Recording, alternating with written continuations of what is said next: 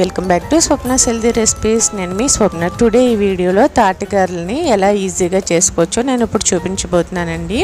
ఈ తాటిగారెలు చాలా అంటే చాలా టేస్టీగా చాలా బాగుంటాయి.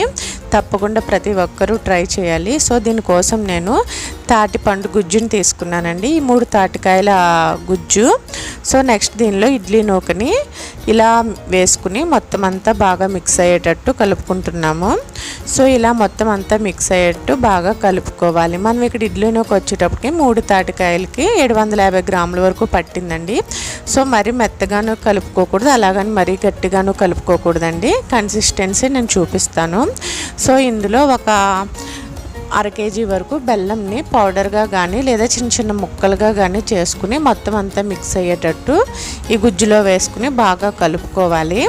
బెల్లం బదులుగా పంచదార కూడా వేసుకోవచ్చండి. కాకపోతే పంచదార కన్నా బెల్లం వేసుకుంటేనే టేస్ట్ మరింత బాగుంటుంది. సో మనకి కొంచెం తీపి సరిపోలేదు అనిపించినా ఇంకొంచెం పంచదార యాడ్ చేసుకుని మిక్స్ చేసి పెట్టుకోవచ్చు. సో ఇలా మిక్స్ చేసుకున్న తర్వాత కడాయిలో నూనెను వేడి చేసుకున్నామండి. ఇలా ఆయిల్ బాగా హీట్ అయిన తర్వాత దీన్ని రౌండ్గా చేసుకుని వత్తుకోవాలి. గారెలకి ఎలా వత్తుకుంటామో అలా వత్తుకుని హోల్ కావలిస్తే పెట్టుకోవచ్చు, లేకపోయినా డైరెక్ట్గా అలా వేసుకోవచ్చు అండి. సో మనం చేతులకు కొద్దిగా ఆయిల్ అప్లై చేసుకుని అలా మనం అన్ని గారెల్ని మూగిడికి సరిపడా ఒక 5-6 వేసుకోవాలండి. వేసుకుని ఒక 2-3 నిమిషాల తర్వాత 2 సైడ్లు తిప్పుకుంటా మంచి కలర్ వచ్చే వరకు ఫ్రై చేసుకోవాలి. అలా అని మరీ బ్రౌన్ కలర్ రావక్కర్లేదండి. కొంచెం కలర్ చేంజ్ అయ్యాక చూసుకుని మనం అవి ఫ్రై అయిన తర్వాత చట్రం సహాయంతో మొత్తం అన్నీ తీసేసుకోవాలి. ఇలా వస్తే సరిపోతుందండి. మరీ డార్క్గా వచ్చినా మనకి కొంచెం టేస్ట్ మారిపోతుంది. సో ఇలాగా మనకి గోల్డెన్ బ్రౌన్ కలర్ వస్తే సరిపోతుంది.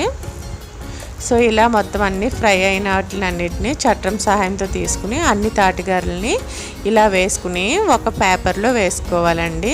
సో ఇవి చేసుకోవడం చాలా ఈజీ. ఇది వేడివేడిగా కాకుండా నెక్స్ట్ డే తింటే చాలా బాగుంటుందండి. మీరు కూడా ట్రై చేయండి. ఈ వీడియో నచ్చితే లైక్ చేసి, షేర్ చేసి, కమెంట్ చేయండి. మన ఛానల్ సబ్స్క్రైబ్ చేసుకోండి. Thanks for